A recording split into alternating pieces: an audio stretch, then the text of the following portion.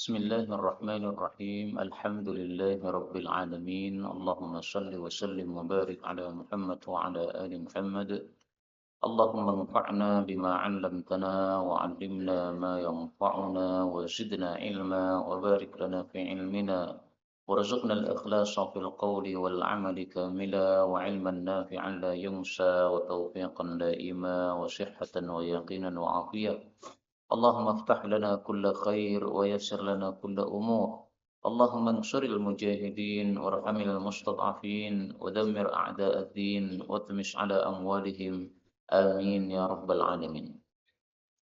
Alhamdulillah kaum muslimin rahimakumullah. Kita lanjutkan pengajian hadis dari kitab Sunan At-Tirmidzi dan kita masih membahas tentang hadis-hadis yang menafsirkan ayat-ayat Al-Qur'an, yaitu hadis 3014. Faqala al-muallif rahimahullahu taala wa nafa'ana bihi wa bi ulumihi fid dharain amin.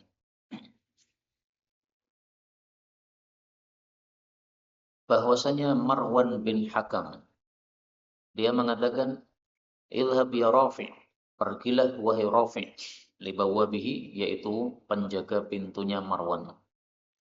Pergi ke mana? Ila Ibnu Abbas, kepada Ibnu Abbas, faqul lahu, tanyakan kepada Ibnu Abbas, la in kana kullu mri'in, seandainya setiap orang yang fariha bima utiya, senang dengan apa yang dia diberi, wa ahabba ayyuhmada bima lam yuf'al, dan senang dipuji padahal sesuatu tidak dia lakukan. Seandainya orang seperti itu mu'adzaban, pasti disiksa sebagaimana disebutkan dalam Al-Qur'an, lanu'adzabanna ajma'un, sungguh betul-betul kita semuanya akan disiksa. Karena semua kita pasti begitu, senang dipuji padahal tidak melakukan apa-apa. Maka Ibnu Abbas mengatakan, malakum wali hadhil ayah, apa urusan kamu dengan ayat tersebut? Ayat tersebut bukan untuk umat Islam. Innama unzilat hadhihi fi ahlil kitab. Ayat itu hanya bicara tentang ahli kitab, Yahudi, Nasrani. Jadi ayat tentang Yahudi jangan diterapkan pada umat Islam. Ayat tentang Nasrani jangan diterapkan pada umat Islam. Tsumma tala Ibnu Abbas, kemudian Ibnu Abbas membaca ayat ini. Wa il akhadallahu mitsaqal ladzina utul kitaba latubayyinunnahu lin-nasi wa la taktumunah. Dan ingatlah ketika Allah Subhanahu wa taala mengambil perjanjian kepada orang-orang yang diberi kitab, Yahudi Nasrani. Sungguh betul-betul kalian harus menjelaskan isi kitab kalian kepada manusia. Nah, jadi ayat ini surat Ali Imran ayat 187 jelas bicara kepada alladzina utul kitab, ahli kitab. Nah, kalau ayat 187 bicara tentang ahli kitab, berarti ayat yang ditanyakan tadi, yaitu ayat 188, ayat berikutnya, itu juga masih bicara tentang ahli kitab. Jadi kan ayatnya gandeng, Pak. Sehingga kalau yang tadi ayat sebelumnya itu bicara kepada ahli kitab, berarti otomatis setelahnya masih nyambung dengan kalimat sebelumnya. Nah, kemudian ayat berikutnya itu adalah la tahsabannal ladzina yafrahuna bima ataw wa yuhibbuna an yuhmadu bima lam yaf'alu. Janganlah kamu mengira wahai Nabi Muhammad sallallahu alaihi wasallam bahwasanya orang-orang yang mereka itu senang dengan apa yang mereka berikan dan mereka itu senang dipuji padahal mereka tidak melakukan apa-apa. Nah, yang dimaksud dalam ayat ini bukan umat Islam.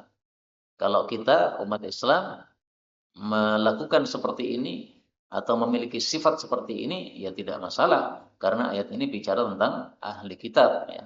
Dan namanya manusia wataknya seperti itu. Kita pasti senang dipuji padahal tidak melakukan. Jadi misalnya orang mengatakan, siapa yang menyapu masjid ini bersih sekali, kayaknya Bapak Fulan. Nah, nama kita disebut, padahal kita bukan yang menyapu. Tapi ketika nama kita disebut, kita sudah senang. Nah, seperti itu tidak termasuk sesuatu yang dosa. Kan kita tidak bohong, kan? Kan kita tidak mengatakan saya yang nyapu, kan tidak, kan? Orang sendiri yang mengira kita yang menyapu. Ini kok mati kenapa? Kabelnya atau apa? Alatnya. Oh, alatnya. Kalau Ibnu Abbas, maka Ibnu Abbas mengatakan, Ceritanya itu adalah sa'alahumun Nabi sallallahu alaihi wasallam.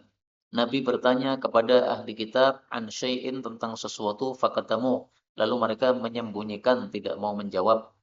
Wa akhbaruhu bi ghairihi, lalu mereka malah memberikan jawaban dengan jawaban yang lain. Fa kharaju wa qad arauhu an qad akhbaruhu bima sa'alahum anhu. Mereka pun keluar dari tempat dan mereka menampakkan bahwasanya mereka sudah ngabari Nabi, menjawab Nabi tentang apa yang beliau tanyakan kepada mereka. Wastuhmidu bidzalika ilaih, dan mereka minta dipuji kepada Nabi dengan jawaban yang ngawur tadi. Wa farihu bima utu min kitmanihim, dan mereka senang dengan apa yang sudah mereka lakukan, yaitu menyembunyikan jawaban yang ditanyakan tadi. Ma sa'alahum anhu, yaitu menyembunyikan sesuatu yang ditanyakan oleh Nabi Muhammad sallallahu alaihi wasallam. Ya, jadi tafsiran ayat tadi adalah ada ahli kitab ditanya oleh Nabi tentang sesuatu, misalnya apa? Misalnya, sifatku ada enggak dalam kitabmu? Sifat Nabi akhir zaman yang akan muncul. Nah, mereka malah menjawab dengan jawaban yang lain, Pak. Misalnya mereka mengatakan, ada di dalam kitab kami, Nabi yang terakhir muncul, itu satu matanya buta. Nah, padahal itu bukan sifatnya Nabi. Itu sifatnya Dajjal. Jadi sifatnya Dajjal, mereka jawabkan untuk sifatnya Nabi Muhammad sallallahu alaihi wasallam. Padahal itu hanya bohong saja. Nah, menyembunyikan seperti ini, itulah yang dimaksud dalam ayat tersebut. Ya. Ayatnya mengatakan, yuhibbuna ayyuhmadu bima lam yaf'alu. Mereka senang dipuji sesuatu yang mereka tidak lakukan, yaitu tidak menjawab pertanyaan, tapi menampakkan seolah-olah sudah menjawab pertanyaan Nabi Muhammad SAW tadi. Berikutnya, babun wa min suratin nisa. Surat An-Nisa. Jadi surat Al-Imran sudah selesai tafsirannya. Kita pindah pada surat An-Nisa, surat yang keempat. Hadis 3015. Dari Jabir bin Abdullah radhiyallahu anhu berkata, maritu saya sakit fa'atani Rasulullah sallallahu alaihi wasallam ya'uduni, maka Rasulullah datang kepada saya menjenguk saya. Ini menunjukkan dua hal, Pak. Yang pertama, disyariatkannya menjenguk orang sakit. Hukumnya sunnah, tetapi fadilahnya sangat banyak. Sebagaimana sabda Nabi sallallahu alaihi wasallam, beliau mengatakan, idza jaa man jaa maridun, ya. Barang siapa ada orang muslim yang menjenguk orang sakit pada waktu sore, maka disertai oleh 70.000 malaikat memintakan ampun untuk dia sampai pagi. Kalau menjenguknya pagi hari, maka disertai oleh 70.000 malaikat memintakan ampun dia sampai sore. Hadis riwayat Abu Dawud, derajatnya sahih. Makanya Rasulullah rajin menjenguk sahabatnya yang sakit. Dan saya merasa agak taksir dalam hal ini, ada kekurangan saya dalam menjenguk orang sakit. Kurang semangat maksud saya, kurang banyak menjenguk orang sakit. Biasanya kalau diajak saja, kalau tidak diajak, apalagi saya memang nggak tahu kondisi teman-teman, tidak sering mendengarkan informasi seperti itu, sehingga sedikit atau jarang melakukannya. Ini saya akui sebagai satu bentuk taksir atau kekurangan. Nah, yang bisa semangat menjenguk orang sakit sangat bagus. Ini fadilahnya sangat besar. Kemudian yang kedua, menunjukkan tawaduknya Nabi Muhammad SAW. Karena Jabir ini anak muda, Pak. Sementara Rasulullah kan orang tua. Jadi orang tua menjenguk muridnya yang masih muda. Ini tawaduk namanya. Kan sebagian orang begitu kan, menjenguknya yang sudah tua saja. Tapi yang level bawahnya tidak pernah dijenguk. Ya memang tidak dosa wong sunnah ya. Tetapi inilah tawaduknya Rasul sallallahu alaihi wasallam. Waqad ughmiya alayya, dan saya waktu itu pingsan. Falamma afaqtu, maka tatkala saya sudah siuman, qultu, saya bertanya, kaifa aqdi fi mali? Bagaimana saya lakukan dalam harta saya ya Rasul? Fasakata anni, maka beliau diam hatta nazalat, sampai turun ayat. Yusikumullahu fi auladikum, Allah wasiatkan kepada kalian dalam hal anak-anak kalian. Lidzakari, untuk anak yang laki-laki, warisannya adalah mithlu semisal hadzil unthayain, bagian dua anak perempuan. An-Nisa ayat 11. Jadi turunnya ayat ini gara-gara kasusnya Jabir. Jabir tanya kepada Nabi, ya Rasul, saya mau mati. Nah, seandainya saya mati, ini gimana harta saya ini? Rasulullah tidak menjawab, Pak. Kenapa Rasulullah tidak menjawab? Karena Rasulullah tidak mau menjawab kalau belum tahu jawaban. Sebagaimana disebutkan dalam ayat yang lain. Wa ma ana minal mutakallifin. Pada surat Shad ayat 86, Nabi mengatakan, wa ma ana tidaklah aku Nabi Muhammad minal mutakallifin, termasuk orang-orang yang takalluf. Takalluf itu memaksakan diri. Enggak tahu jawaban tapi nekat jawab. Nabi itu enggak begitu. Nah, karena beliau belum dapat wahyu, beliau diam. Begitu turun wahyu, maka dibacakan ayat ini. Nah, nanti kalau kamu mati, maka anak laki-laki kamu dapat jatah 2 kali lipat daripada anak perempuan kamu. Dan ini sudah ditetapkan dalam Quran, sehingga tidak boleh kita mengubahnya, Pak. Anak laki-laki saya ini nakal, saya tidak senang sama dia. Anak perempuan saya ini manutan, saya senang sekali sama dia. Nanti kalau saya mati, anak perempuan saya dapat jatah sama dengan anak saya yang laki-laki yang saya tidak senang dengannya. Nggak boleh. Namanya anak laki-laki, jatahnya 2. Meskipun nakal, meskipun nganyelke, meskipun. Nggak bisa diubah. Kalau kita mengubah-ubah, nanti dapat hukuman dari Allah Subhanahu wa taala. Kalau tidak di dunia, ya di akhirat. Dan sebenarnya Islam menetapkan laki-laki jatahnya double dari perempuan. Ini sesuai dengan kebutuhan normal para laki-laki, Pak. Laki-laki itu selalu hartanya berkurang, sementara perempuan itu selalunya bertambah. Contoh, laki-laki menikah, hartanya pasti berkurang, mengeluarkan mahar. Yang perempuan, hartanya bertambah, dapat mahar. Terus lagi, setelah dia menikah, kemudian hamil, melahirkan anak. Yang bayar ke bidan siapa? Bapaknya, gitu. Kurang lagi. Terus nanti ketika anaknya sudah lahir, teman-temannya istri datang ke rumah, bawa duit, dikasihkan siapa, Pak? Istri, gitu. Nah, jadi duitnya tambah lagi. Nah, begitu biasanya.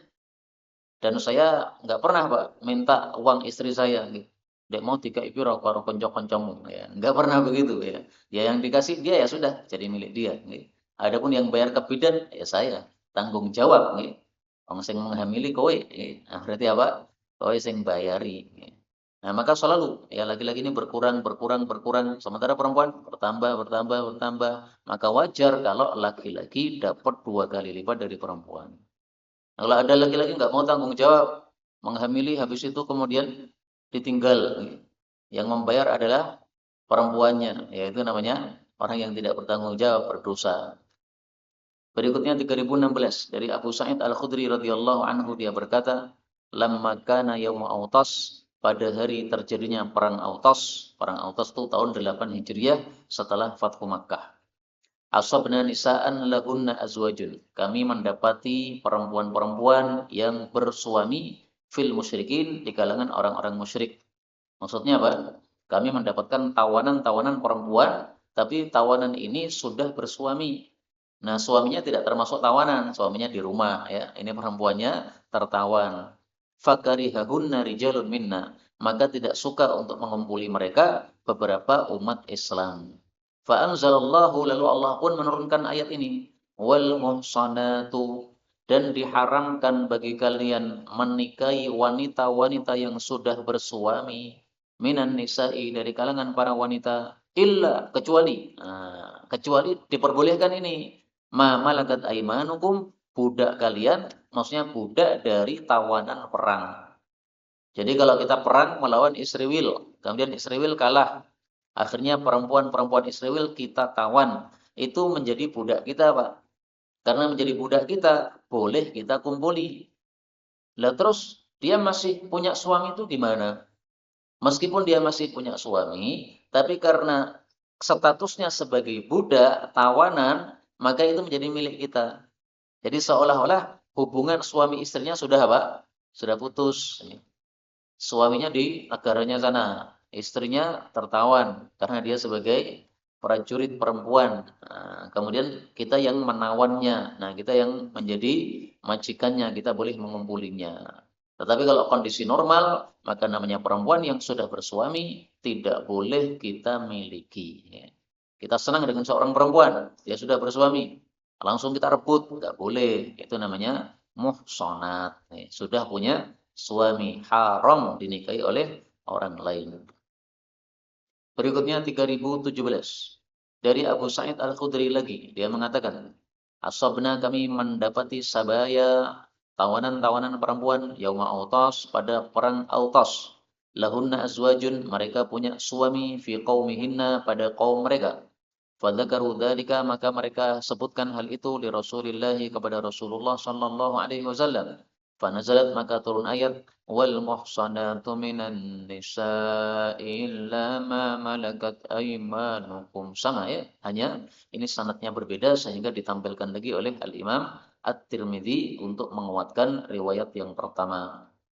3018 dari Anas bin Malik radhiyallahu anhu, Nabi sallallahu alaihi wasallam bersabda fil kabair, tentang dosa-dosa besar. Apa saja? Yang pertama adalah asyirku billah, syirik kepada Allah. Yang kedua adalah uququl walidain, durhaka kepada kedua orang tua, baik muslim maupun kafir, sama-sama tidak boleh durhaka. Yang ketiga, qatlun nafsi, membunuh nyawa yang diharamkan oleh Allah. Yang keempat, qaulu zuri, perkataan yang batil. Kaum muslimin rahimakumullah, hadis ini disebutkan oleh Imam Tirmidzi di dalam tafsir surat An-Nisa. Berarti maksudnya hadis ini menafsirkan satu ayat dalam surat An-Nisa. Nah, mari kita cari di dalam surat An-Nisa mana disebutkan tentang dosa besar. Kita cari, Pak ya. Misalnya asyirku, ada enggak di dalam surat An-Nisa kata-kata asyirku? Ayyushraka. Nah, ini ketemu Pak ayatnya. Ayat 48 ternyata. Innallaha la yaghfiru an yushraka bihi wa yaghfiru ma duna dzalika liman yasha. Sesungguhnya Allah tidak akan mengampuni orang yang mati dalam kondisi masih syirik, tapi masih bisa mengampuni dosa-dosa selain syirik bagi yang dikehendaki oleh Allah Subhanahu wa taala. Jadi dosa besar itu ada beberapa macam tadi. Nah, dari dosa-dosa besar ini yang tidak mungkin diampuni oleh Allah adalah kalau mati dalam kondisi syirik. Tapi kalau mati dalam kondisi durhaka kepada orang tua, nah itu masih bisa diampuni. Terserah Allah. Allah ngampuni atau tidak terserah Allah. Kalau diampuni ya berarti tidak masuk neraka. Kalau tidak diampuni ya berarti harus masuk neraka karena dia dosa besar. Sama juga qatlun nafsi ini, Pak. Orang membunuh nyawa orang lain.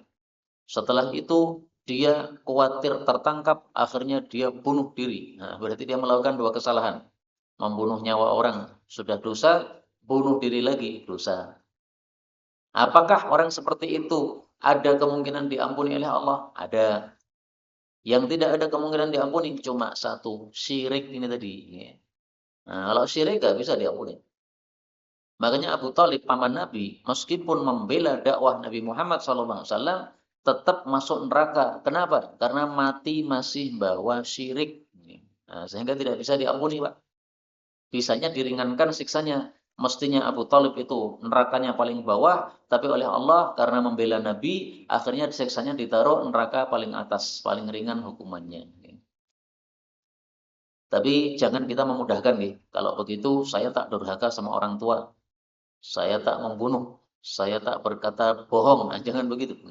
Karena di neraka itu tidak ada satupun yang kuat. Dan kalau Allah menetapkan satu hari kita di neraka, itu sama dengan berapa? 1000 hari. 1000 tahun. Nih. Wa inna yawman inda rabbika ka'alfi sanatin. Seperti 1000 tahun. Bayangkan. Nih. Nggak kuat kita. Kemudian di sini dosa besar disebutkan oleh Nabi ada 4 macam. Ini bukan pembatasan. Kenapa? Karena dalam hadis yang lain kita temukan beliau menyebutkan ada 9 al-kabair tis'un. Dosa besar ada 9. Yang terbesar syirik. lalu bunuh, lalu riba, lalu makan harta anak yatim, lalu menuduh berzina padahal perempuan baik-baik, lalu lari pada waktu perang, lalu durhaka pada orang tua, lalu menghalalkan Ka'bah, padahal Ka'bah merupakan kiblat ketika kita hidup dan ketika kita mati. Menghalalkan Ka'bah maksudnya misalnya melakukan peperangan di Ka'bah atau melakukan kekurangan ajaran di Ka'bah. Ini hadis riwayat Abu Dawud sahih. Dan di sini kata-kata 9, ini juga bukan pembatasan. Ini beliau ingin menjelaskan 9. Makanya Ibnu Abbas mengatakan ila tis'in aqrab atau ila sab'in aqrab. Bahwasanya dosa besar itu kalau mau dijumlah ya bisa sampai 70-an. Makanya para ulama menulis kitab-kitab yang judulnya Al-Kabair, dosa-dosa besar. Itu di situ sampai ada puluhan. Tidak hanya 9 saja. Ini contohnya kitab Kabair karya Imam Dahabi. Nah, di sini beliau mengumpulkan sampai Al-Kabirah As-Sab'un. Sampai dosa besar nomor 70. Yaitu mencaci salah satu sahabat Nabi SAW. Nah, maka dosa besar tidak hanya 4 atau 9 saja. Berikutnya 3019. Dari Abu Bakrah radhiyallahu anhu, Rasul sallallahu alaihi wasallam bersabda, "Ala uhadditsukum, maukah saya beritahukan kalian bi akbaril kabair, dosa besar yang terbesar?" Maka mereka pun mengatakan, "Ya wahai Rasulullah." Maka beliau mengatakan, yang pertama al-isyraku billah, syirik kepada Allah, sama dengan tadi ya. Yang kedua, uququl walidain, durhaka kepada orang tua, sama dengan tadi ya. Lalu beliau itu waktu itu duduk. Nah, kemudian setelah beliau duduk santai, tiba-tiba mohon maaf, wajalasa, lalu beliau duduk tegak, wa kana muttaqian, padahal sebelumnya tadi bersandar. Jadi awalnya bersandar, lendetan, kemudian ketika ingin menyampaikan dosa besar yang ketiga, beliau langsung duduk tegak. Menunjukkan apa? Ini perkara penting. Dosa besar ketiga adalah syahadatu zur, sumpah dusta. Atau beliau mengatakan qaulu zur, perkataan dusta, perkataan batil, perkataan dusta. Nah, maka dosa apa? Dusta, bohong termasuk dosa besar. Meskipun hanya masalah remeh, Pak, tetap dosa besar. Misalnya kita ditanya, ini harganya berapa? Laptop ini. Harganya 5 juta. Padahal harganya cuma 3 juta. Kita ngomong 5 juta supaya kelihatan keren. Wah, laptopnya mahal ini. Nah, itu dosa seperti itu. Bahkan makanan lah. Makanan ringan. Harganya 1.000. Kita bilang 5.000. Karena kita malu kalau makan makanan yang harganya 1.000-an. Dosa besar itu, Pak. Padahal cuma remeh kan makanan. Tapi bisa sampai dosa besar. Kenapa? Karena itu termasuk qaul zur, perkataan batil atau perkataan dusta. Kemudian Rasulullah itu tidak henti-hentinya mengucapkan kalimat tadi. Perkataan dusta, perkataan dusta, perkataan dusta. Terus diulang-ulang oleh Nabi. Hatta qulna, sampai kami mengatakan laitahu sakat. Alangkah baiknya kalau beliau diam. Ini maksudnya mereka kasihan sama Nabi Shallallahu Alaihi Wasallam. Jadi mereka kasihan kalau Nabi Shallallahu Alaihi Wasallam itu kelelahan karena apa? Banyaknya bicara kepada sahabat Nabi Shallallahu Alaihi Wasallam. Jadi memang para sahabat itu sangat-sangat sayang kepada Nabi Muhammad Shallallahu Alaihi Wasallam. Apapun yang menyusahkan beliau, mereka inginnya itu beliau tidak mengalami kesusahan tersebut. Kemudian definisi dosa besar apa? Diperselisihkan oleh para ulama. Pendapat yang paling sering saya sampaikan adalah bahwa dosa besar itu dosa yang diancam dengan salah satu dari 4. Kalau diancam dengan neraka, berarti dosa besar. Diancam dengan murka Allah, berarti dosa besar. Diancam dengan laknat Allah, berarti dosa besar. Dan yang terakhir, diancam dengan hukuman had di dunia. Potong tangan, rajam, dan sebagainya. Itu adalah hukuman had, hukuman yang sudah dipastikan oleh Nabi atau Allah Subhanahu wa Ta'ala. Nah, selain dari itu namanya dosa kecil. Contohnya dosa kecil apa? Contohnya, misalnya seseorang melihat dengan matanya sesuatu yang tidak boleh dilihat. Nah, itu dosa kecil, Pak. Tapi jangan kita meremehkan ya. Ini kan kecil aja, nggak apa-apa. Nah, jangan meremehkan. Karena sesuatu yang diremehkan itu bisa menjadi besar. Karena itulah para ulama mengatakan la tangzur ilal maksiyah walakin unzur man asaitah. Kalau melakukan dosa jangan melihat kepada dosanya, tapi lihatlah kepada siapa kamu melakukan dosa tadi. Kita berdosa itu hakikatnya melanggar aturan Allah. Berarti kita kurang ajar kepada Allah. Allah Maha Besar. Nah, sehingga meskipun dosanya kecil, tetap perkaranya besar. Itu definisi yang paling sering saya sampaikan tentang dosa besar. Masih ada definisi-definisi yang lain. Ini kalau mau dibaca di dalam kitab ini sudah saya tampilkan. Tapi nggak perlu semuanya kita baca ya. Berikutnya 3020 dari Abdullah bin Unes al-Juhani. Rasulullah Shallallahu Alaihi Wasallam bersabda, Inna sesungguhnya min akbaril kabair termasuk dari paling besarnya dosa besar. Yang pertama adalah asyirku billah, syirik kepada Allah. Yang kedua adalah uququl walidain, durhaka kepada kedua orang tua. Tadi saya mengatakan dua orang tua ini meskipun kafir tetap tidak boleh durhaka. Padahal dalam hadis yang lain Rasulullah mengatakan walidaini, dua orang tua, muslimaini yang beragama Islam. Nah, ini justru ingin saya sampaikan, Pak. Kata-kata dua orang tua yang muslim dalam hadis Nabi itu bukan untuk membatasi. Itu hanya maksudnya apa? Kalau orang tuamu muslim, maka haknya lebih besar. Lafalnya saya lupa hadisnya. Adapun dalilnya dalam Al-Quran, bahwasanya meskipun kafir, tetap kita harus baik kepada orang tua, itu adalah ayat diulang dua kali oleh Allah. Yang pertama pada surat Al-Ankabut, yang kedua pada surat Luqman.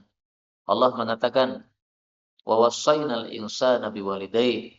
Kami wasiatkan manusia untuk baik kepada kedua orang tuanya. Wa in jahadaka ala an tusyrika bi, tapi kalau orang tua menyuruh syirik, fala tuti'huma, jangan taati. Tetapi wasahibuhuma fid dunya ma'rufan, tetap bersahabatlah kepada orang tua yang syirik tadi dengan baik di dunia ini. Nah, jadi masih ada kewajiban bakti kepada orang tua yang kafir. Jadi orang tua kita kafir minta tolong, kemudian kita tidak mau menolong, dosa, Pak.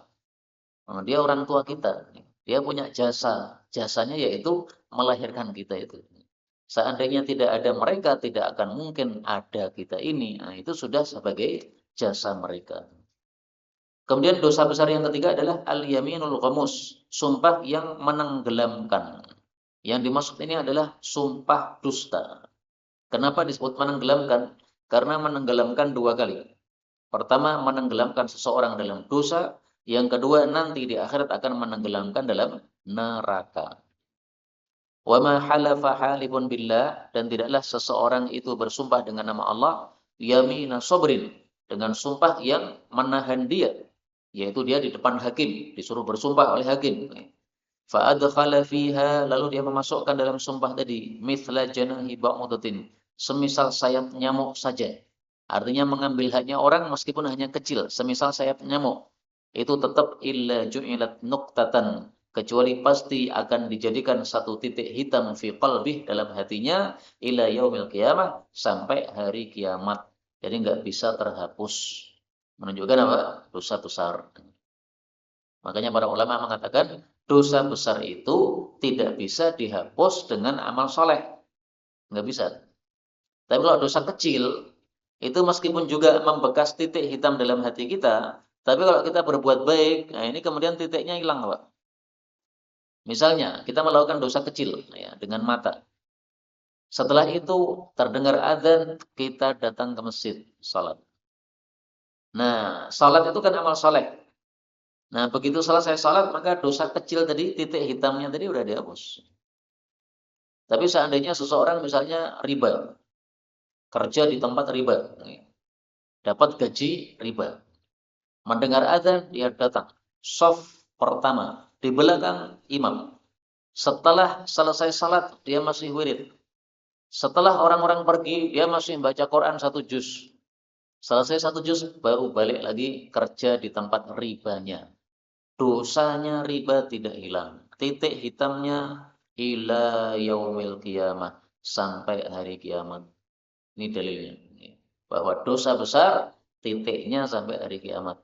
Kapan dihapus? Dihapus kalau dia tobat taubatan nasuha. Tapi kalau dosa kecil, nah maka begitu kita beramal soleh, langsung dihapuskan oleh Allah Subhanahu wa Ta'ala. Mari kita lihat hadisnya. Rasulullah bersabda, "Innal abda idza akhta'a khati'ah." Seseorang hamba kalau melakukan dosa, nah ini dosa kecil, di titik dalam hatinya satu titik hitam. Kalau dia mencabut istighfar, tobat, maka bersih lagi hatinya. Kalau dia kembali, maka ditambah lagi sampai menjadi hitam hatinya itu tertutup. Nah, kalau sudah tertutup, maka sesuai dengan ayat Al-Quran, "Kalla barrana ala qulubihim ma kanu yaksibun." Berikutnya 3021 dari Abdullah bin Amr radhiyallahu anhuma, dari Nabi sallallahu alaihi wasallam bersabda, al-kabair, dosa-dosa besar itu, yang pertama al-isyraku billah, syirik kepada Allah, yang kedua uququl walidain, durhaka kepada kedua orang tua, au qala, atau Nabi mengatakan al-yaminul ghamus, sumpah yang menenggelamkan, yaitu dalam dosa lalu dalam neraka. Ini perawinya ragu-ragu ya. Apakah nomor dua itu adalah durhaka ataukah sumpah tadi? Berikutnya dua-dua dari Ummu Salamah, bahwasanya dia mengatakan, yaghzur rijal, laki-laki boleh perang, wala taghzun nisa, sementara perempuan tidak ikut perang. Wa innama lana nisful mirath, sementara kami para wanita hanya dapat separuh warisan. Jadi maksudnya Ummu Salamah itu dalam tanda petik protes ya, kepada Nabi. Ya Rasulullah, dua hal ya, kok tidak imbang ya. Laki-laki boleh perang, kita nggak boleh perang. Berarti kan yang syahid cuma laki-laki. Kita mau syahid nggak dapat. Jadi ini irinya iri karena apa? Pengen pahala, Pak. Bukan iri karena pengen gonimah, bukan. Mereka enak pulang dari perang dapat gonimah, kami enggak, bukan itu ya. Yang diiri adalah pahalanya. Terus yang kedua yang dia sampaikan ya, kalau bapak mati atau ibu mati, kita hanya dapat warisan separuh dari laki-laki. Kenapa enggak disamakan? Maka Allah pun menurunkan ayat, fa'anzalallah, Allah turunkan ayat menjawab perkataan Ummu Salamah tadi. وَلَا تَتَمَنَّوْا مَا فَضَّلَ اللَّهُ بِهِ بَعْضَكُمْ عَلَى بَعْضٍ. Dan janganlah kalian berangan-angan terhadap sesuatu yang Allah lebihkan dengannya kepada sebagian kalian di atas sebagian yang lain. Jadi laki-laki boleh jihad, kalian tidak, jangan iri. Laki-laki dapat jatah dua warisan, kamu hanya satu, jangan iri.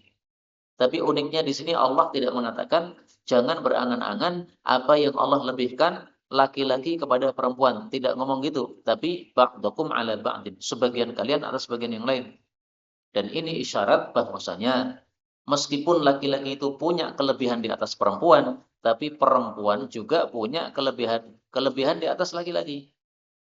Masalah kasih sayang itu laki-laki kalah, Pak. Perempuan tuh lebih kasih sayang. Sehingga ketika suami istri cerai, ya kan, dan anak masih kecil, siapa yang paling berhak merawat anak? Istri dimenangkan oleh Islam. Nah, jadi tidak semua hal itu laki-laki dimenangkan, tidak. Memang dalam warisan laki-laki dimenangkan, dalam perang laki-laki diutamakan. Tapi dalam hal yang lain perempuan diutamakan. Nah, sehingga inilah sebabnya kemudian Allah mengatakan ba'dukum ala ba'din. Nah, jadi istri pun atau perempuan pun kadang-kadang punya fadilah di atas laki-laki yang tidak dimiliki oleh laki-laki. Qala Mujahid, berkata Imam Mujahid, ini muridnya Ibnu Abbas, dia ahli tafsir, wa anzala fiha, dan Allah pun menurunkan dalam kasus tadi itu, kasusnya Ummu Salamah tadi, innal muslimina wal muslimat, sesungguhnya kaum muslimin laki-laki maupun muslimat maupun yang perempuan sama. Sama apa? Nah, lihat ayatnya surat Al-Ahzab ayat 35. Sama-sama dikasih pahala oleh Allah Subhanahu wa taala. Sama-sama masuk surga. Jadi meskipun di dunianya ada hukum yang berbeda, warisan separuh, tapi kalau semuanya taat sama Allah, nanti akhirnya endingnya sama, Pak, masuk surga. Jadi bukan berarti kalau di dunia dibedakan, nanti di akhirat juga dibedakan, yang laki-laki masuk surga, yang perempuan hanya di emperan surga. Enggak, semuanya masuk surga. Wa kanat Ummu Salamah, dan adalah Ummu Salamah awwal dha'inatin, pertama perempuan qadimatil Madinah yang datang ke Madinah muhajiratan untuk berhijrah. Ini fadilahnya Ummu Salamah yang meriwayatkan hadis ini. Dan Ummu Salamah ini adalah menjadi istri Nabi sallallahu alaihi wasallam. Dan perkataan Ummu Salamah ini ya, yang dia semacam iri, kenapa tidak disamakan dengan laki-laki? Ini sebenarnya secara tidak langsung menunjukkan cerdasnya Ummu Salamah, Pak. Jadi dia menerima informasi itu, dia memikir dengan otaknya. Piye toh kok ngene nggih. Nah, itu menunjukkan apa? Cerdas. Nah, tetapi kecerdasan kita jangan untuk menolak syariat Islam nggih. Kalau kecerdasan kita menolak syariat Islam, saat itulah kita sudah menjadi bodoh nggih. Seperti seorang dokter di Mesir ya.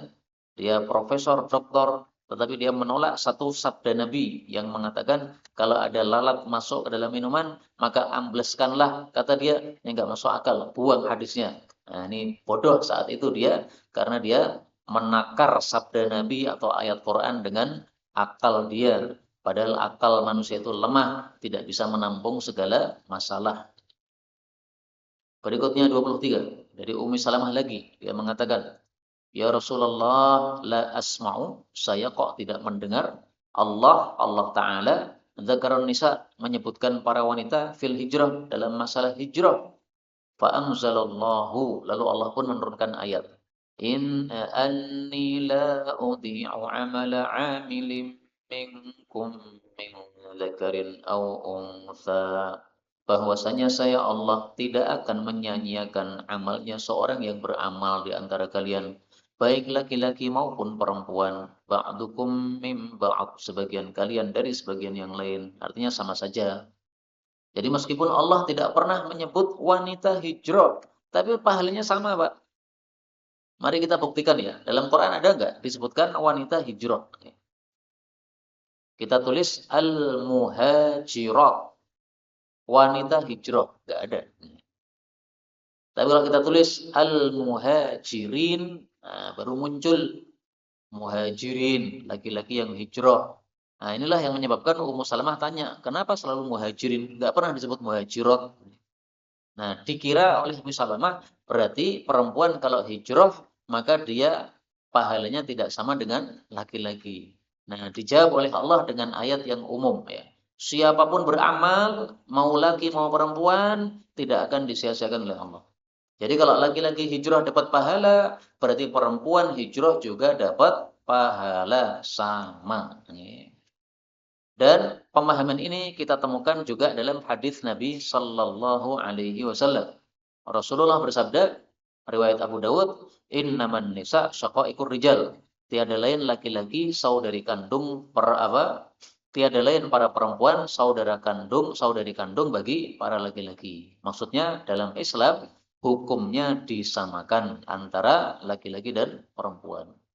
Kalaupun ada perbedaan, itu pasti akan dijelaskan oleh Allah, dan itu dalam hal-hal tertentu saja ya. Kalau dalam hal-hal yang umum yang tidak sebutkan bedanya oleh Allah, berarti hukum asalnya adalah sama. Misalnya salat 5 waktu, apakah khusus untuk laki-laki? Tidak. Ya, laki perempuan sama. Kenapa? Karena Allah tidak bedakan. Terus pahalanya laki-laki jamaah 27, perempuan jamaah juga 27, sama ya. Nggak bisa dibeda-bedakan karena apa? Memang secara umum hukumnya disamakan antara laki dan perempuan. Berikutnya 24. Berkata Abdullah ini maksudnya Ibnu Mas'ud. Amaroni telah menyuruh saya Rasulullah sallallahu alaihi wasallam an aqra alaihi, untuk saya bacakan kepada Nabi, wa huwa al mimbar, sementara beliau itu di atas mimbar. Faqara'tu alaihi, lalu saya bacakan kepada Nabi min suratin nisa, dari surat An-Nisa. Hatta idza balagtu, sehingga ketika saya sudah sampai pada ayat ini, fa kaifa idza ji'na min kulli ummatin bi syahidin wa ji'na bika 'ala haula'i syahida. Bagaimana jika kami Allah mendatangkan dari setiap umat seorang saksi dari mereka, dan kami juga mendatangkan kamu wahai Muhammad sebagai saksi untuk mereka-mereka, yaitu kaum kamu. Nah, begitu sampai surat An-Nisa ayat 41 ini, ghamazani Rasulullah sallallahu alaihi wasallam. Rasulullah jawil saya biyadihi dengan telapak tangannya. Fanadhartu ilaih, lalu saya melihat kepada beliau, wa ainahu tadma'an. Ternyata kedua mata beliau melelehkan air mata. Nah, ini khusyuknya Nabi dalam mendengar ayat Quran. Maka beliau mendengar ayat Quran yang bicara masalah seorang nabi pasti akan menjadi saksi untuk umatnya, ada yang muslim, ada yang kafir, maka beliau langsung nangis. Nangisnya kenapa? Ya karena beliau kasihan terhadap umatnya yang sudah mendengar dakwah Nabi tapi tidak mau menerima Nabi. Akhirnya pasti masuk ke dalam neraka. Nah, jadi mungkin Nabi teringat, wah bagaimana paman saya nanti ya masuk neraka karena sudah mendengar dakwah saya tapi tidak mau mengikuti dakwah saya, tidak mau mengucapkan la ilaha illallah. Nah, akhirnya beliau nangis. Nangisnya ini karena apa? Sangat kasihan kepada umatnya yang masuk neraka, yang tidak mau menerima dakwah beliau sallallahu alaihi wasallam. Karena itu salah satu sifat Rasul yang paling tampak itu adalah tadi kasih sayang. Dan beliau itu sangat ingin semua orang dapat hidayah. Sebagaimana disebutkan pada surat Taubah ayat 129. Harisun alaikum. Nabi itu sangat pengen memberi hidayah kepada semua manusia. Jadi pengennya beliau itu tidak ada yang kafir. Semuanya masuk surga, pengennya beliau. Bil mu'minina raufur rahim. Beliau sangat kasih sayang kepada orang-orang yang beriman. Nah, inilah yang menyebabkan beliau tadma'an. Kedua matanya melelehkan air mata. Dan dari sini diambil pelajaran juga bahwasanya seorang guru boleh saja menyuruh muridnya untuk membacakan ayat. Tidak harus gurunya yang baca. Ini kan beliau sedang di atas mimbar, Pak. Di atas mimbar berarti apa? Lagi ceramah kira-kira. Kemudian beliau menyuruh Ibnu Mas'ud untuk baca. Coba kamu baca ayatnya. Nanti saya tafsirkan. Nah, kira-kira begitu. Setelah dibacakan, belum selesai bacaannya, beliau sudah berhenti menangis. Dan ini dibacakan, dipilihkan oleh Ibnu Mas'ud dari surat An-Nisa. Nah, pilihannya Ibnu Mas'ud dia juga tepat ya, karena apa? Bicara tentang umat Nabi Muhammad sallallahu alaihi wasallam. Berikutnya 25. Dari Abdullah radhiyallahu anhu dia mengatakan, Rasul sallallahu alaihi wasallam bersabda kepada saya, "Iqra' alayya, bacakan Quran kepada saya." Maka saya mengatakan, "Ya Rasulullah, saya bacakan padamu, padahal Quran ini diturunkan padamu." Maka beliau mengatakan, "Inni uhibbu, saya senang an asma'ahu untuk mendengarkan Quran min ghairi, dari selain saya." Nah, ini dalil mendengarkan murattal Al-Quran